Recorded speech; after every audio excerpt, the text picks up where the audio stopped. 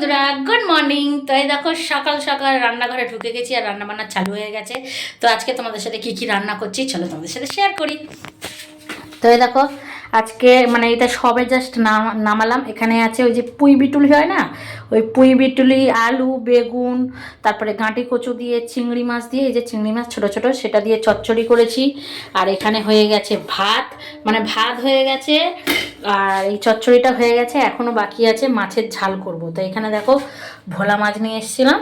তো এই যে ভোলা মাছের আলু দিব না, আজকে আলু ছাড়া করব। তো এখানে কেটে রেখেছি ধনেপাতা, টমেটো, পেঁয়াজ, এখানে আছে কাঁচা লঙ্কা, আদা রসুন বাটা। ঠিক আছে, এটা হচ্ছে মাখা মাখা ঝাল করব আজকে ভোলা মাছটা। আর এখানে তো চচ্চড়ি হয়েও গেছে, আর এখানে শুধু মাছের ঝোলটা বাকি আছে। তো আজকের রান্না মাছের ঝোল আর পুঁই বুটুলি দিয়ে সরি চিংড়ি মাছ দিয়ে চচ্চড়ি। তো এই হচ্ছে আমাদের আজকের রান্না। তো চলো বাই।